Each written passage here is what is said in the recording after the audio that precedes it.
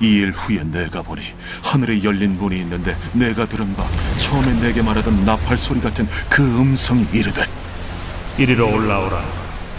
이후에 마땅히 일어날 일들을 내가 네게 보이리라. 내가 곧 성령에 감동되었더니 보라, 하늘의 보좌를 베풀었고 그 보좌 위에 앉으신 이가 있는데 앉으신 이의 모양이 벽옥과 홍보석 같고 또 무지개가 있어 보좌에 둘렸는데 그 모양이 녹보석 같더라.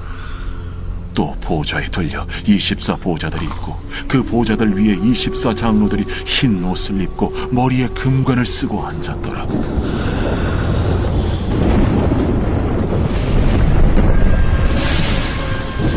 보좌로부터 번개와 음성과 우레소리가 나고 보좌 앞에 켠 등불 7이 있으니 이는 하나님의 7 영이라. 보좌 앞에 수정과 같은 유리바다가 있고 보좌 가운데와 보좌 주위에 4 생물이 있는데 앞뒤에 눈들이 가득하더라. 그 첫째 생물은 사자 같고 그 둘째 생물은 송아지 같고 그 셋째 생물은 얼굴이 사람 같고 그 넷째 생물은 날아가는 독수리 같은데 4 생물은 각각 6 날개를 가졌고 그 안과 주위에는 눈들이 가득하더라. 그들이 밤낮 쉬지 않고 이르기를 거룩하다, 거룩하다, 거룩하다. 주 하나님 곧 전능하신 이여, 전에도 되셨고 이제도 되시고 장차 오시리시라. 그 생물들이 보좌에 앉아서 세세토록 살아계시는 이에게 영광과 존귀와 감사를 돌릴 때에 24 장로들이 보좌에 앉으신 이 앞에 엎드려 세세토록 살아계시는 이에게 경배하고 자기의 관을 보좌 앞에 들이며 이르되 우리 주 하나님이여, 영광과 존귀와 권능을 받으시는 것이 합당하오니 주께서 만물을 지으신지라 만물이 주의 뜻대로 있었고 또 지으심을 받았나이다. 여러분 반갑습니다. 오늘도 퀴트로 여는 기막힌 하루입니다. 본 말씀 요한계시록 4장 1절부터 11절의 말씀입니다. 여러분은 돼지의 슬픔을 아십니까? 돼지는 평생 하늘을 볼 수가 없다고 합니다. 왜냐하면 몸의 구조상 돼지는 고개를 15도 이상 들 수가 없기 때문입니다. 그래서 이 돼지는 한평생 땅만 쳐다보며 살 수밖에 없습니다. 바로 그런 의미에서 사람과 짐승은 엄연히 다른 존재입니다. 헬라어로 인간을 안트로포스라고 합니다. 이 말의 뜻은 위를 바라본다 라는 의미입니다. 또한 짐승을 트로포스라고 하는데요, 이는 땅만 내려다본다 라는 뜻을 가지고 있습니다. 이렇게 만물 가운데 사람에게만 부여된 특권은 고개를 들어 하나님을 바라보고 하나님을 느끼며 하나님과 교제할 수 있는 유일한 존재가 바로 인간입니다. 그런데 위를 보라고 창조하신 사람이 위를 안 보고 땅만 보고 살면 그는 사람이 아니라 짐승일 뿐인 것입니다. 하나님은 땅만 쳐다보며 슬프게 사는 우리로 하여금 다시 하늘을 쳐다보며 하나님과 교제하는 축복을 회복하라고 이 땅의 고난을 허락하십니다. 그러하기에 고난은 축복인 것입니다. 자, 이제까지 지상의 교회에 대해 초점을 맞추었던 사도 요한은 이제 고개를 들어 천상에서 일어나는 일들을 목격하고 있습니다. 여러분, 이 사도 요한이 어떻게 그렇게 하늘의 일을 밝히 볼 수 있게 되었습니까? 자, 오늘 본문의 요한계시록 4장 1절에서 하나님은 사도 요한에게 이후에 마땅히 일어날 일들을 내게 보이리라 라고 하십니다. 여러분, 여기서 이 마땅히 일어날 일이란 무엇을 의미합니까? 자, 우리가 앞서 보았던 요한계시록 1장부터 3장에서 7교회에 관한 말씀을 보았습니다. 그 말씀을 통해 하나님의 심판을 받을 교회와 구원받을 교회에 관한 말씀을 들었죠. 여러분, 그런데 이 심판과 구원은 이 아시아의 7교회에만 일어나는 일이 아닙니다. 이 땅에 존재하는 모든 사람은 다 심판당하든지 구원받든지 둘 중에 하나입니다. 이렇게 이 땅에서 이루어지는 심판과 구원, 이것이 바로 오늘 성경이 말하는 마땅히 일어날 일이라는 것입니다. 여러분, 우리가 앞서 보았던 7교회 중 5교회에 임한 심판은 마땅히 일어날 일이었습니다. 또한 두 교회가 받을 구원도 마땅히 일어날 일입니다. 성도는 우리가 어떤 사건을 만나든지 그것이 마땅한 일이라고 고백할 수 있어야 합니다.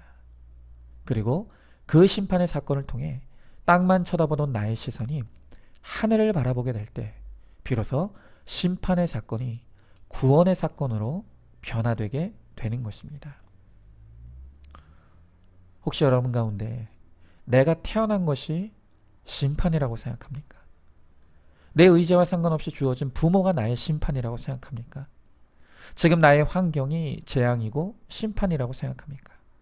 그래서 낙심하고 절망하고 있지는 않습니까? 그러나 내가 심판이라고 생각하는 그 모든 것은 나의 거룩과 구원을 위해 하나님께서 꼭 필요해서 주신 것이라고 말씀하십니다. 바로 그 심판의 자리에서 하나님은 말씀을 들고 나에게 찾아와 주십니다. 그 말씀으로 내 고난을 해석받고 비로소 고개를 들어 주님을 쳐다볼 때 내 심판의 사건은 구원의 사건으로 변화됩니다. 내가 지금 심판받고 있는 이유를 잘 생각해 보시기 바랍니다. 말씀이 특별히 임하라고 하늘을 쳐다보라고 주신 심판인데 여전히 땅만 쳐다보고 땅의 일만을 생각하면서 짐승의 삶을 살기에 고난이 해석되지 않아서 지금 지질이 고생하고 있지 않은가를 생각해 보시기 바랍니다.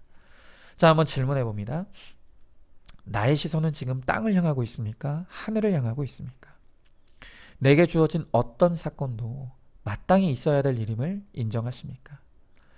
땅의 일만 생각하기에 하늘의 일을 몰라 심판만 받고 있지는 않습니까? 심판의 사건을 통해 말씀이 들리고 고난이 해석되므로 고난이 변하여 축복이 되는 은혜를 누리시기 바랍니다. 자, 다음으로 2절 말씀의 사도 요한은 내가 곧 성령의 감동이 되었다라고 합니다. 여기서 이 내가 곧 성령에 감동되었다는 구절을 영어 성경으로 보면 내가 성령 안에 있었다. 성령 충만한 가운데 있었다라는 뜻이 됩니다. 사도 요한은 지금 성령 안에서 성령의 충만함을 받고 누리며 말로 다 할 수 없는 하나님 나라의 아름다운 모습을 보고 하늘의 비밀을 깨달아가고 있습니다. 자, 그런데 그가 이렇게 천상의 모습을 보며 황홀함에 빠져 있는 반면에 그의 현실은 어떠했습니까? 지금 그는 로마의 극심한 박해 가운데 반모섬으로 유배당해 갇혀 있습니다. 육은 고난과 환난의 환경에 갇혀 그렇게 핍박받고 있는 것입니다. 그런데 역설적이게도 이 육이 갇힌 환경이 바로 사도 요한의 성령 충만의 비결이었던 것입니다. 요한이 이렇게 갇힌 환경에서 아무것도 바라볼 곳이 없고 아무데도 갈 곳이 없으니 비로소 하늘이 열리게 되었습니다. 말씀이 깨달아지는 은혜가 임하게 된 것입니다. 그래서 성령 충만은 고난의 충만이고 말씀의 충만인 것입니다. 나의 갇힌 환경과 고난을 통해 육이 무너질 때 그때야 비로소 말씀이 깨달아지고 성령 충만이 임하게 되는 것입니다. 오늘 여러분들에게 말씀 충만과 성령 충만을 받으라고 나에게 주신 이 반모섬이 어디라고 생각하십니까? 아무것도 바라볼 곳이 없는 그 환경, 누구도 기댈 곳이 없는 그 환경, 바로 그곳이 나로 하여금 말씀 충만과 성령 충만을 누리라고 나에게 주신 바로 그 반모섬이라는 것입니다. 여러분, 저에게 있어서 하나님이 저에게 보내신 저의 반모섬은 바로 우리 안산중앙교회였습니다. 하나님은 저를 이 안산중앙교회에 보내셔서 제가 자랑하던 저의 열심과 성실을 완전히 무너뜨리셨습니다. 또한 그동안 제가 훈련하고 쌓아왔던 모든 경험과 지식들을 무력하게 만드셨습니다. 제가 늘 말씀드리지만 저의 모든 것이 무너지는 이 고난의 시간 가운데 제가 우리 교회에 붙어 있을 수 있었던 것은 제가 믿음이 좋아서가 아니었습니다. 제가 그 힘든 고난의 시간 가운데서도 우리 안산중앙교회를 떠나지 않을 수 있었던 것은 단순합니다. 이곳 말고는 갈 곳이 없었기 때문입니다. 아무도 저를 찾아주거나 불러주는 곳이 없었습니다. 만약 그때 누가 저를 불러주었다면 저는 냉큼 그곳으로 달려갔을 것입니다. 그러나 아무도 저를 불러주는 그 갈 곳이 없는 은혜가 저로 하여금 우리 안산중학교라는 반모섬에 붙어있게 만들어 주었습니다. 또 그 당시 저는 머릿속으로 수없이 내가 과연 목사를 하지 않는다면 뭘 하고 살까를 생각했는데, 까까머리 중학생 시절에 목사가 되기로 헌신하고 이후에 신학대학, 신학대학원, 전도사, 강도사, 목사가 되기까지 교회 안에만 있었던 제가 이곳을 뛰쳐나가 뭘 할 수 있을지가 도저히 그려지지가 않았습니다. 그래서 또한 할 것이 없는 은혜도 저를 우리 교회에 붙어있게 만들어 주었습니다. 이렇게 사면초가에 반모섬에 갇혀서 저의 육이 무너져 내리니 비로소 말씀이 저에게 들렸습니다. 그리고 그 말씀을 통해 비로소 하늘을 쳐다보게 되니 저의 죄가 깨달아지고 이 모든 고난이 마땅히 있어야 될 내 삶의 결론인 것이 깨달아지게 되었습니다. 이렇게 고난이 충만한 환경에서 말씀 충만과 성령 충만을 누리게 되니 심판의 사건이 변하여 저의 거룩의 사건, 구원의 사건으로 변하는 은혜가 임하게 되었습니다. 여러분, 그렇습니다. 고난을 통해 나의 무능함과 초라함을 깨닫고 나면 말씀과 순종으로 주님께 엎드리게 됩니다.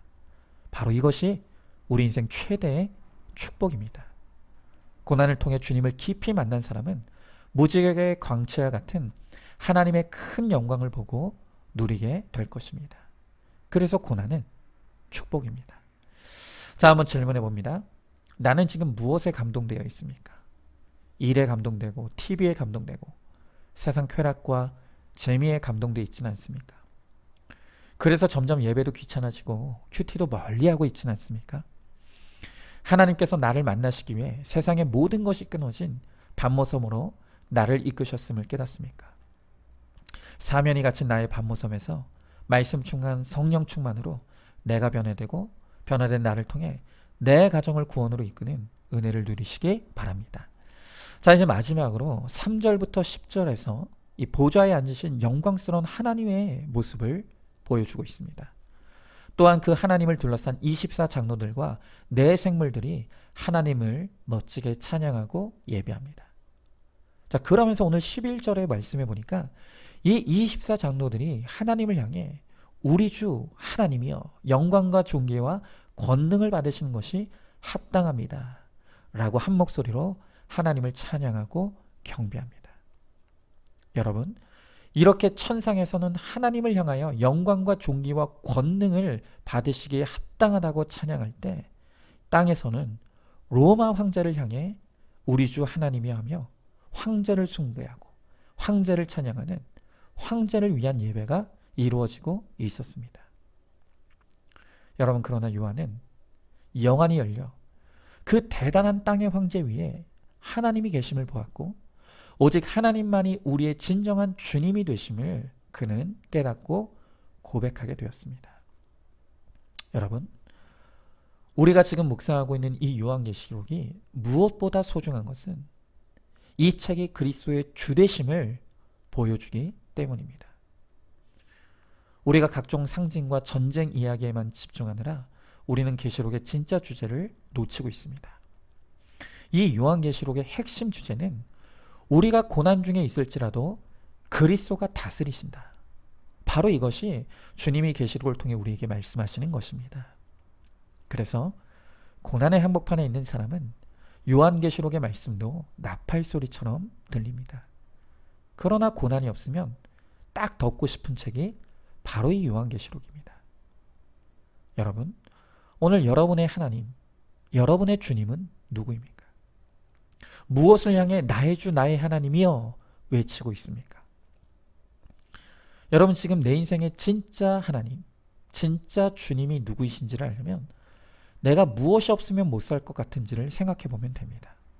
자, 여러분은 정말 다 없어져도 하나님만 나와 함께 하시면 그것으로 괜찮습니까? 하나님 한 분이면 나는 만족할 수 있습니까? 아니면 술이 나의 주님이기에 하나님은 끊어도 술은 못 끊는다고 하면서 밤낮으로 술에 취해 살고 있지는 않습니까? 하나님이 없는 것은 두렵지 않은데 돈이 없는 것은 생각하는 것만으로도 두려워서 벌벌 떨고 있지는 않습니까? 하나님은 없어도 살 수 있는데 그 사람이 없으면 못 살 것 같다고 생각하고 있지는 않습니까? 이렇게 내가 끊지 못하고 두려워하고 없으면 못 살 것 같은 바로 그것이 나의 하나님, 나의 주님입니다. 그렇기 때문에 하나님은 우리의 친정한 주님이 되시기 위해 내가 그토록 끊지 못하고 두려워하고 없으면 못 살 것 같은 나의 거짓된 주님이 무너지는 심판의 사건으로 찾아오실 수밖에 없는 것입니다. 그래서 내 인생이 끊어지고 무너지고 떠나는 그 심판의 사건은 마침내 하나님이 나의 주님으로 찾아오시는 축복의 사건이 됩니다. 이제 내가 헛되게 우상 삼고 경배하던 그 모든 거짓된 나의 주님은 떠나가고 하나님이 나의 주님이 되심으로 우리도 천국에서 영원토록 하나님을 예배하는 그러한 한 사람이 되시기를 주님의 이름으로 축복합니다. 자, 한번 질문해 봅니다. 다른 것은 다 없어져도 하나님 한 분이면 충분하다고 고백할 수 있습니까? 죽어도 끊지 못하고 사라지면 두렵고 없으면 못 살 것 같은 그것이 무엇입니까? 내 인생에 끊어지고 무너지고 떠나는 사건이 바로 하나님이 나의 주님으로 찾아오시는 사건인 것을 깨닫습니까? 이제는 하나님을 나의 주님으로 온전히 영접함으로 영원토록 주님을 예배하는 구원의 사람이 되시기를 바랍니다. 자, 오늘도 11월 24일 보석상자입니다. 가정의 머리인 남편에게 자녀 교육에 1차적인 책임이 있습니다. 집안이 잘 되려면 아버지가 살아야 합니다. 그래야 자녀가 삽니다. 큐티도 아버지가 먼저 하고 일주일에 한 번 정도는 같이 모여서 가정 예배를 드리십시오. 아멘. 오늘도 기도로 마치도록 하겠습니다.